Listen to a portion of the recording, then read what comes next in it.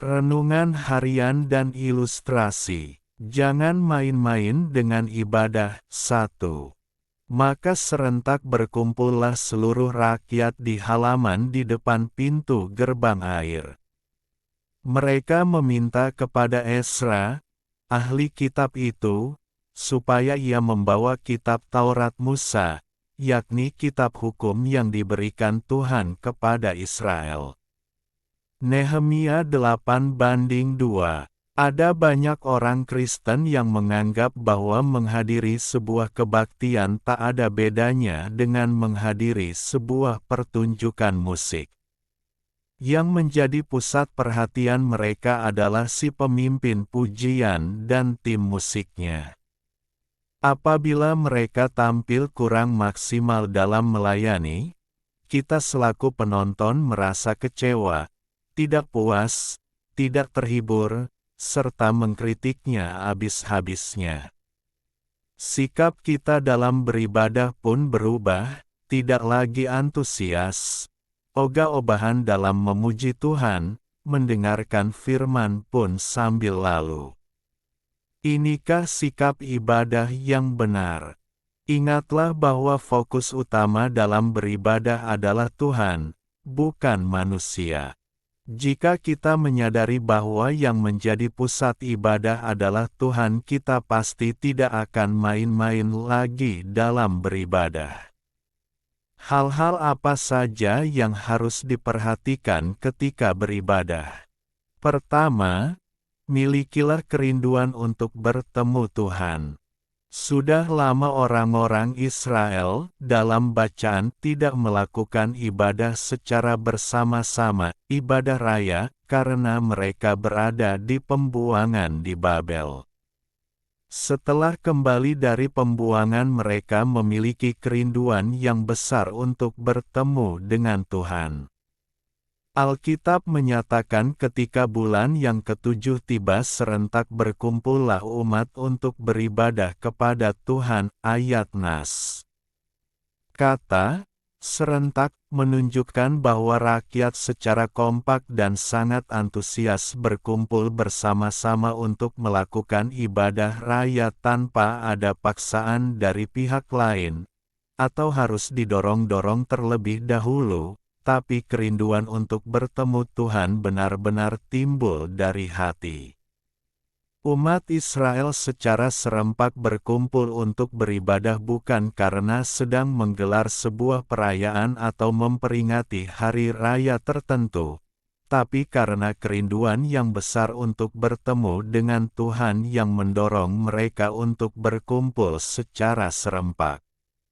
Bagaimana dengan kita? Apakah kita beribadah karena dilandasi kerinduan untuk bertemu Tuhan, atau kita melakukan hanya sebatas rutinitas, atau bahkan karena terpaksa?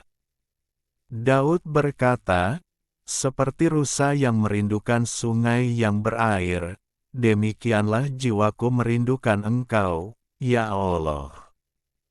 Jiwaku haus kepada Allah yang hidup. Bilakah aku boleh datang melihat Allah? Mazmur 42:2-3. Renungan kedua. Jangan main-main dengan ibadah. 2. Dengan penuh perhatian seluruh umat mendengarkan pembacaan kitab Taurat itu. Nehemia 8:4b. Adalah menyedihkan sekali jika orang Kristen tidak lagi tertarik beribadah ke gereja, merasa rugi telah membuang waktu percuma. Mereka berpikir adalah lebih baik mengerjakan pekerjaan yang menghasilkan atau mendatangkan keuntungan materi, tetap buka toko atau kerja lembur di kantor, daripada menghabiskan waktu beberapa jam di tempat ibadah. Ada orang yang datang ke gereja hanya mengisi waktu senggang, daripada menganggur di rumah.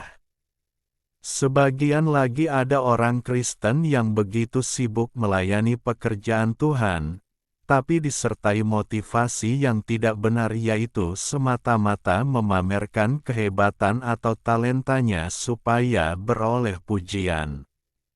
Berhati-hatilah. Hal kedua yang harus diperhatikan ketika beribadah adalah fokus dan memperhatikan sungguh-sungguh. Ketika Ezra, ahli kitab, membawa kitab Taurat itu ke hadapan jemaat, ia membacakan beberapa bagian daripada kitab itu di halaman di depan pintu gerbang air dari pagi sampai tengah hari di hadapan laki-laki dan perempuan dan semua orang yang dapat mengerti. Dengan penuh perhatian seluruh umat mendengarkan pembacaan kitab Taurat itu. Ayat 4.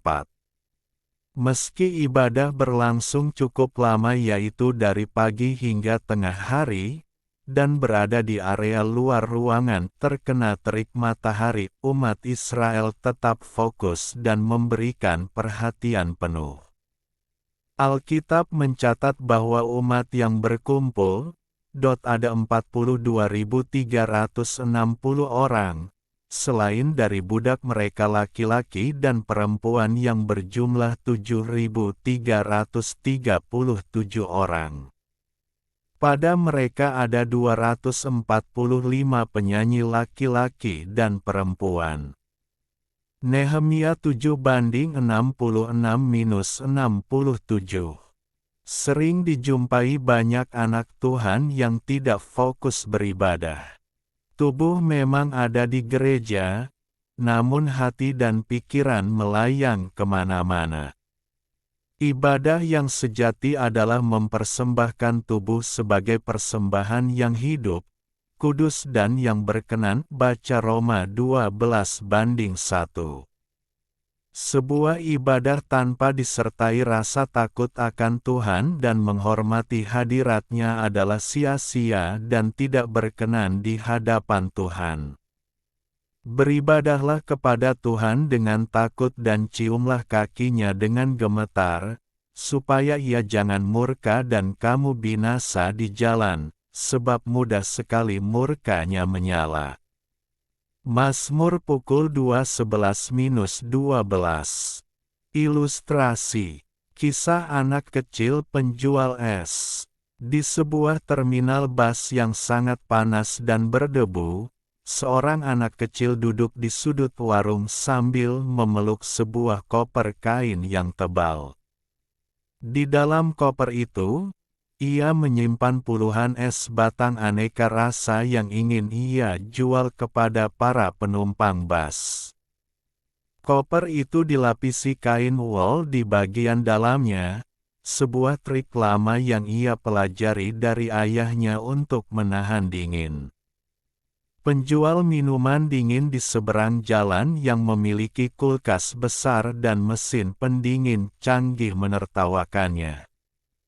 "Hei bocah, jualanmu pasti gagal. Hari ini sangat panas, es di dalam koper kainmu itu pasti sudah mencair menjadi air manis sebelum bus pertama datang." Anak itu sempat ragu dan ketakutan mendengarnya. Ia membuka sedikit kopernya untuk memeriksa. Memang, udara panas terminal mulai menyelinap masuk, membuat es batang itu mulai berkeringat dan sedikit melunak. Namun, anak itu teringat pesan ayahnya, jangan sering dibuka saat di luar sedang panas. Di dalam sana, es itu harus saling menempel erat. Kekuatan dingin mereka akan saling menjaga satu sama lain agar tidak mudah mencair. Anak itu pun menutup rapat kopersnya kembali. Setiap kali ada penumpang yang mendekat, ia tidak membuka kopernya lebar-lebar, melainkan hanya merogoh dengan cepat sesuai pesanan, lalu merapatkan kembali resletingnya. Ketika es itu berada di dalam kegelapan koper dan saling berdempetan, Suhu dingin dari masing-masing es batang justru saling memperkuat pertahanan mereka terhadap hawa panas dari luar. Sore harinya, ketika bus-bus luar kota mulai berdatangan, dagangan anak itu justru laris manis. Di saat kulkas milik toko seberang tiba-tiba mati karena pemadaman listrik berkala di terminal, es batang di dalam koper kain sang anak tetap beku, keras, dan segar karena mereka bertahan bersama di tempat yang paling tertutup. Dunia di sekitar kita sering kali terasa sangat panas, dengan pengaruh buruk, tekanan hidup, tren yang merusak, atau lingkungan yang toksik. Jika kita mencoba bertahan sendirian di tengah kepungan hawa panas itu, iman dan prinsip hidup kita akan sangat mudah goyah, meleleh, dan akhirnya larut mengikuti arus dunia. Itulah mengapa kita membutuhkan komunitas yang sehat seperti keluarga, sahabat karib, atau persekutuan. Ketika kita berkumpul, saling mendekat, dan menjaga hubungan erat dengan sesama orang yang memiliki nilai hidup yang sama, kita sedang saling menjaga suhu batin kita agar tidak dingin. Di dalam kebersamaan yang tulus itulah, kita mendapatkan kekuatan ekstra untuk tetap berdiri teguh menghadapi tekanan seberat apapun dari luar. Dan marilah kita saling memperhatikan supaya kita saling mendorong dalam kasih dan dalam pekerjaan baik. Janganlah kita menjauhkan diri dari pertemuan-pertemuan ibadah kita, seperti dibiasakan oleh beberapa orang, tetapi marilah kita saling menasihati, dan semakin giat melakukannya menjelang hari Tuhan yang mendekat. Ibrani pukul 10.24-25